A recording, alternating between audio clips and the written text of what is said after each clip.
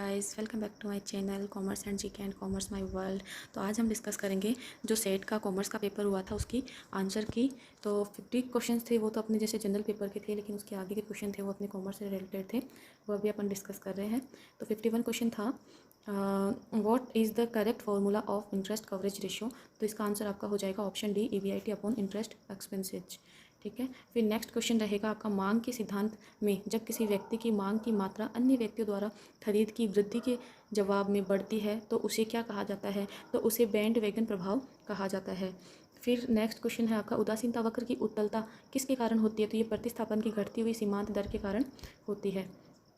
ठीक है। फिर नेक्स्ट क्वेश्चन है अपना 54 नंबर क्वेश्चन, जब साधन इनपुट को दुगुना करने पर आउटपुट दुगुने से अधिक प्राप्त होता है तो यह किसके मामले में होता है। तो ये होता है पैमाने के वृद्धिमान प्रतिफल के मामले में। फिर अगला क्वेश्चन है, औसत परिवृत्ति लागत का गिरता हुआ भाग क्या दर्शाता है। तो ये दर्शाता है अतिरिक्त क्षमता, एक्सेस कैपेसिटी। फिर है, एकाधिकारी क्या कर सकता है। तो एकाधिकारी या तो कीमत को फिक्स कर सकता है या तो उत्पादन को फिक्स कर सकता है।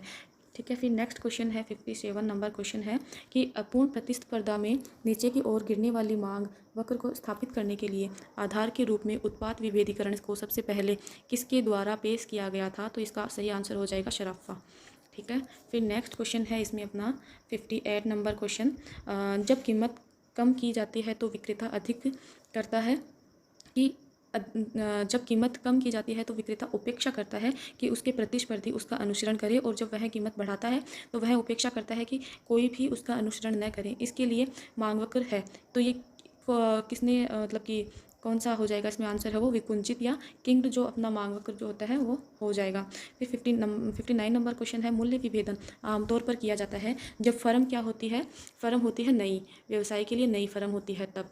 फिर 60 नंबर क्वेश्चन है, दोहरा मूल्य निर्धारण किसके द्वारा किया जाता है। तो ये एक एकाधिकारी के द्वारा किया जाता है। फिर 61 नंबर क्वेश्चन है, यदि किसी वस्तु के लिए आय की प्रत्यस्तता 0 और 1 के बीच में है तो वस्तु है।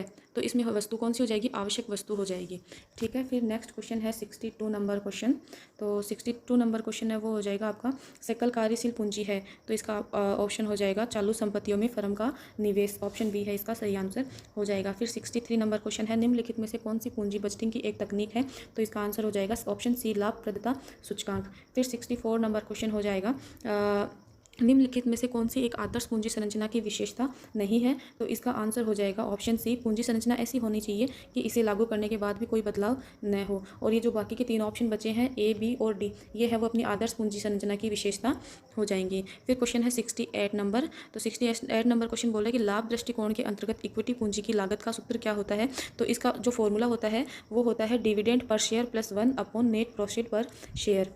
ठीक है। फिर नेक्स्ट क्वेश्चन है 69 number question, global depository receipt GDR के संदर्भ में कौन सा कथन सही नहीं है। तो देखिए इसमें ऑप्शन ए, सी और डी ये तीनों सही हैं, लेकिन जो ऑप्शन बी दे रखा है वो इसका गलत आंसर हो जाएगा। फिर क्वेश्चन हो जाएगा 70 नंबर, केंद्रीय प्रवृत्ति के निम्नलिखित में से कौन सा माप चरम मूल्यों से प्रभावित नहीं होता है। तो इसका सही आंसर हो जाएगा मध्यिका, और समांतर माध्य, गुणोत्तर माध्य और हरात्मक माध्य हैं, ये तीनों है वो केंद्रीय प्रवृत्ति के माप से प्रभावित होते हैं, चरम मूल्यों से प्रभावित होते हैं।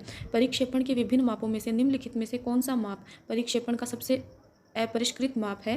तो इसका आंसर हो जाएगा ऑप्शन ए, श्रेणी। फिर 72 नंबर क्वेश्चन है, दो श्रृंखलाओं के बीच में परिवर्तनशीलता की तुलना करने के लिए उनके माप की इकाई पर भी निर्भर होती है, आमतौर पर उपयोग किए जाने वाला माप है। तो इसका आंसर हो जाएगा आपका ऑप्शन सी, विचरण गुणांक। 73 नंबर क्वेश्चन है, जब विषमता का गुणांक 0 होता है तो वितरण होता है, तो वितरण हो जाएगा इसमें सम्मित। ठीक है। फिर 74 नंबर क्वेश्चन है सहसंबंध गुणांक। तो सहसंबंध गुणांक की सीमा जो क्या होती है वो +1 से -1 के बीच में रहती है।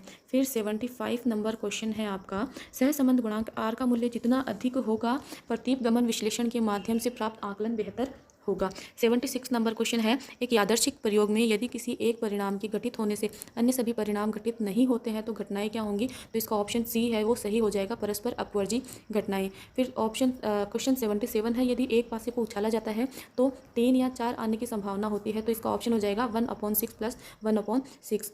फिर 78 नंबर क्वेश्चन बोल रहा है कि नॉर्मल डिस्ट्रीब्यूशन यानी कि सामान्य वितरण के संदर्भ में कौन सा सही हो जाएगा। तो इसमें मीन, मोड, मीडियन है वो तीनों इक्वल होते हैं। फिर क्वेश्चन 79 हो जाएगा अपना, वर्गीकरण डेटा को किसके रूप में व्यवस्थित करने की वर्गीकरण डेटा को किस में व्यवस्थित करने की प्रक्रिया है, तो ये इसका ऑप्शन डी है वो सही आंसर हो जाएगा, संबंधित तथ्यों का विभिन्न वर्गों में समूहन करना। फिर क्वेश्चन 80 हो जाएगा, प्रतिचयन त्रुटि केवल किस में मौजूद होती है, तो ये ओनली सैंपल सर्वे यानी कि प्रतिदर्श सर्वेक्षण में उपस्थित है होती है। फिर 81 क्वेश्चन हो जाएगा, प्रतिदर्श माध्य की मानक त्रुटि क्या होती है, तो वो हो जाएगा S/√n यानी कि standard error upon root n हो जाएगा, standard deviation upon root n हो जाएगा। फिर 82 नंबर क्वेश्चन है, टाइप 2 त्रुटि किससे संबंधित है, तो टाइप 2 त्रुटि शून्य परिकल्पना की स्वीकृति, जब यह गलत है तो इससे संबंधित है। ठीक है, मतलब कि अपनी जो शून्य परिकल्पना है वो गलत है लेकिन फिर भी अपन ने उसको स्वीकार कर लिया, तो ये कौन सी हो जाएगी, टाइप 2 एरर हो जाएगी।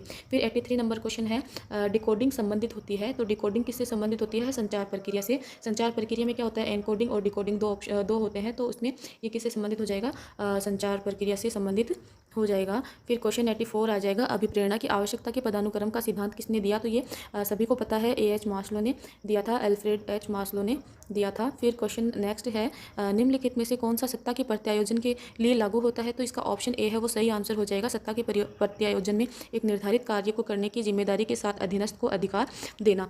और क्वेश्चन 86 हो जाएगा अपना, प्रशासनिक प्रबंध का जनक किसे माना जाता है, तो हेनरी फ्यूल को माना जाता है, बहुत ही इजी क्वेश्चन था। 87 नंबर क्वेश्चन है, निम्नलिखित में से कौन सा मुआवजा प्रशासन को प्रभावित करने वाला आंतरिक कारक नहीं होता है, तो आंतरिक कारक यानी कि जो फर्म के अंदर नहीं है, फर्म के जो बाहर होता है वो क्या हो जाएगा, बाहरी कारक हो जाएगा, और जो अंदर होते हैं वो आंतरिक कारक हो जाएंगे, तो इसका सही ऑप्शन हो जाएगा ऑप्शन डी, श्रम बाजार की शक्ति। क्वेश्चन 88 है, 360 डिग्री फीडबैक विधि है, तो ये निष्पादन मूल्यांकन की विधि है, सभी को पता है, बहुत ही इजी सा क्वेश्चन था। निम्नलिखित में से कौन सा सामूहिक सौदेबाजी पर लागू होता है, तो इसका ऑप्शन ए सही हो जाएगा। सामूहिक सौदेबाजी क्या होती है, यह वह प्रक्रिया होती है जिसके माध्यम से प्रबंधन और संघ के प्रतिनिधि एक आम समझौते पर पहुंचने के लिए बातचीत करते हैं। क्वेश्चन नंबर 90 हो जाएगा, संगठन विकास एक प्रक्रिया है किसी उत्पाद बाजार विकसित करने की, मजदूरी निर्धारण करने की, संगठन प्रक्रिया में योजनाबद्ध सुधार प्राप्त करने की, इनमें से कोई नहीं, तो इसका ऑप्शन सी है वो सही हो जाएगा। फिर क्वेश्चन 91 है, इसमें निम्नलिखित में से कौन सा एक भारतीय रिजर्व बैंक का कार्य नहीं है, तो इसमें जो बी, सी और डी है ये तीनों है वो आरबीआई के कार्य है, लेकिन ऑप्शन ए है किसी भी उद्योग या व्यापार व्यवसाय को वित्तीय सहायता प्रदान करना, ये आरबीआई का कार्य नहीं है, ये अपने जो बिजनेस बैंक होते हैं, व्यापारिक बैंक होते हैं, उनका कार्य होता है। फिर क्वेश्चन 92 है, क्षेत्रीय ग्रामीण बैंक आरआरबी की जो अध्यक्षता वाले कार्य दल वर्किंग ग्रुप की सिफारिशों पर स्थापित की गई थी, मतलब ये एक ही आरआरबी है, उसकी स्थापना कौन सी कमेटी के कहने पर की गई थी, तो इसका सही आंसर हो जाएगा ऑप्शन श्री एम नरसिम्हन।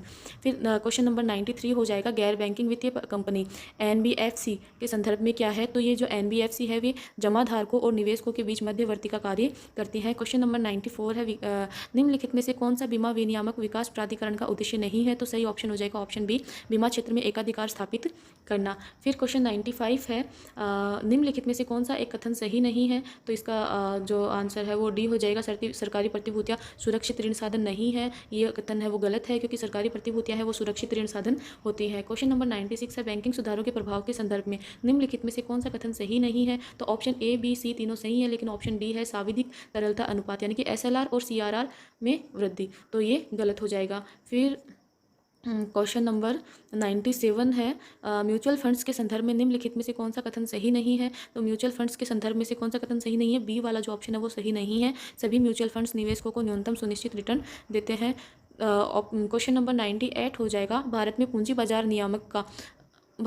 बाजार का नियामक कौन होता है, तो पूंजी बाजार का नियामक है वो कौन होता है, सेबी होता है। फिर क्वेश्चन नंबर 99 हो जाएगा, क्वेश्चन नंबर 99 है, एक सेकेंड, क्वेश्चन नंबर 99 क्वेश्चन हो जाएगा, इंटरनेट बैंकिंग के लिए जोखिम प्रबंधन मार्गदर्शन विकसित करने के लिए बेसल समिति ने किस वर्ष इलेक्ट्रॉनिक बैंकिंग समूह है यानी कि ईबीसी का गठन किया था, तो इसका सही आंसर हो जाएगा ऑप्शन बी, 2001 में ईबीसी का गठन किया गया था। फिर 100 नंबर क्वेश्चन है, इसमें विपणन की अवधारणा मुख्य रूप से किस पर आधारित है, तो इसका सही आंसर हो जाएगा ऑप्शन नंबर सी। आगे भी क्वेश्चंस की अगर आपको आंसर जानने हैं तो प्लीज़ मेरे वीडियो को लाइक, शेयर एंड सब्सक्राइब करें, एंड प्लीज़ कमेंट सेक्शन में बताएं कि आपको आगे के जो 50 क्वेश्चंस बचे हैं उनके आंसर की चाहिए या नहीं। Thank you for watching my video.